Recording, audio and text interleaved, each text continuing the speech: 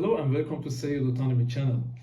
In this video I'm going to talk more about Linux commands. If you're interested in field of robotics, you will definitely find these commands very useful. Okay, so I'm going to start with the new terminal by pressing Ctrl Alt T. And here's my terminal.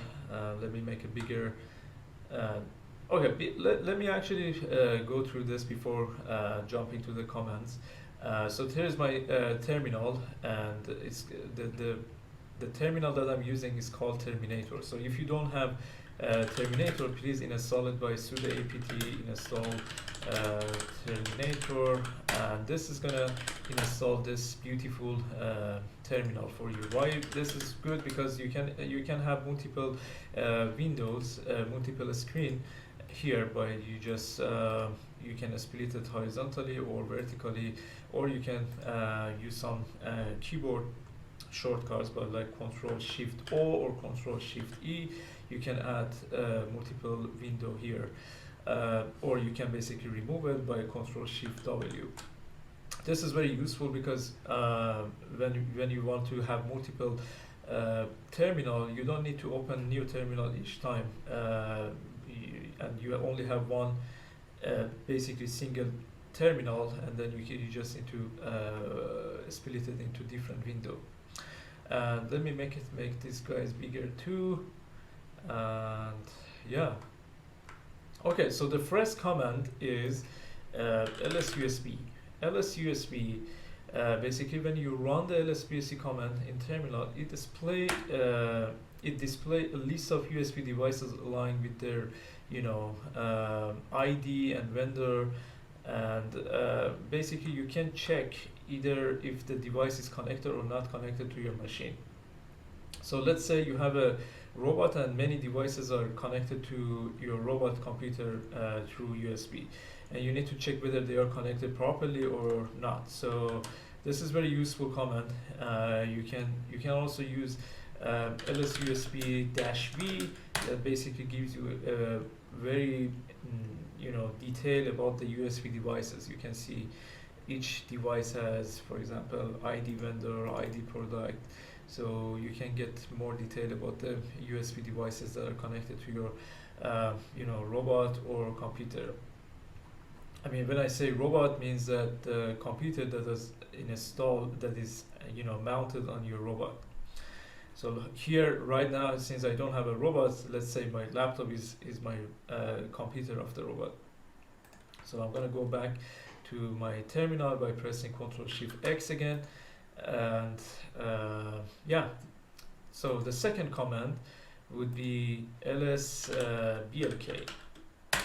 So lsblk is another Linux command. When you run the lsblk command in the terminal, it displays the hierarchical view of the blockchain and their relations, such as partition or mount points.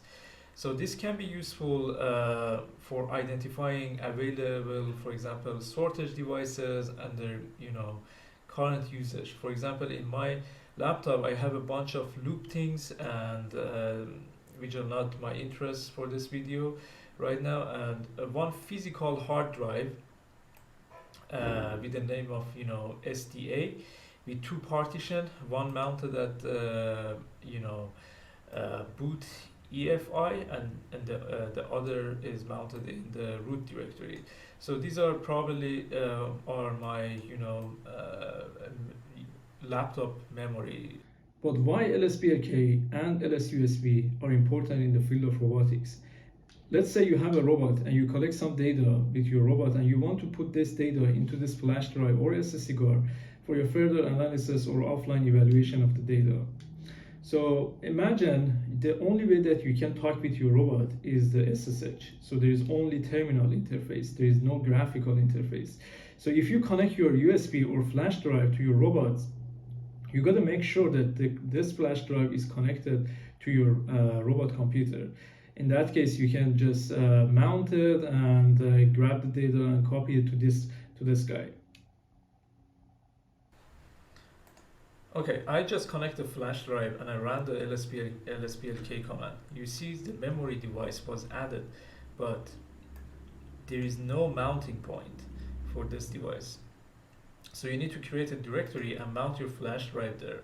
So usually people create a folder in the root with the name of MNT. So I'm gonna do this again. So I'm gonna create a directory and call it MNT, and in the root directory, so it's asking me to get the permission. So I'll put the sudo, and then here in the MNT directory, I create another folder. I call it, for example, mkdir external, for example, driver. Oops, and I need to put the sudo again. So whenever you're gonna add something in the root directory, you need to use the sudo to get the permission.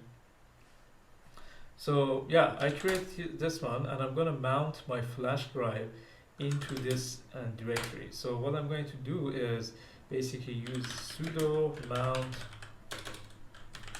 and then get the this guy from the SDC into this directory. So this one, the SDC, is in the device or dev directories. So SDC1, and then you just need to say MNT external driver, and boom, that's it. You just mount your device, and then if you want to basically run the lsblk command again to see your device has been mounted properly into this right directory. So if I just go back to MNT external driver, I should be able to see whatever I have in my flash drive. So these are the stuff that I have in my flash drive. So in that case, you can easily copy whatever you collected from your robot into this directory. The next two commands are more related to system resources. Having an optimal algorithm in terms of the computational complexity is very challenging in the field of robotics. So in the following, I'm going to show you how we can check the CPU usage and memory usage with the simple command in Linux. So the third command would be lscpu. So when you run this command, it would display all the information about the processor architecture, CPU family, and all other good information about the about your CPU. But for example, I have 12 cores, and I have 2 thread per core, and this is my CPU model, and yeah, all other good information about your CPU. And this can be useful for identifying the basically capabilities of the CPU and optimizing software for a specific hardware configuration. But the fourth command, which is the most important one, is htop. So I think most of the Linux distribution have this htop tool, but if you don't have it, please install it by sudo apt install htop. And so when you basically run this command, it will show you all the good information about the about your system and CPU usage and memory usage and everything. So I just run this, and you see I have 12 cores, and here's my memory usage, and this is my swap memory, and this is a it has different rows and columns, and this CPU, this one shows my CPU usage, and this one shows my memory usage, and it's color coded display. You see, it's very useful and interesting. So for example, I ran RVs, and it takes like 5%, 3% CPU, and takes in some memory, and you can it has many shortcut keyboard keys. So you can I'm not gonna go through it, but you see some shortcut keys, very useful keys, and you can see like different options you have here. But if I want to basically kill a node, for example, I want to kill RVs, And in order to kill this, always you can just press K, for example, and it would ask you to kill it, and then you press just enter, and then always is going to be disappear from this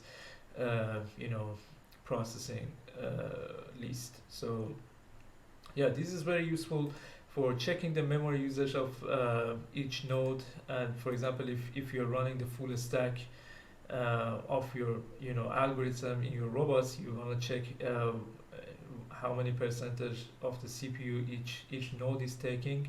You can definitely use this htop command to check the CPU and memory usage. There you have it. I gave you guys some useful comments. This comment can help you troubleshoot issues, identify hardware, and ensure capability with software requirements.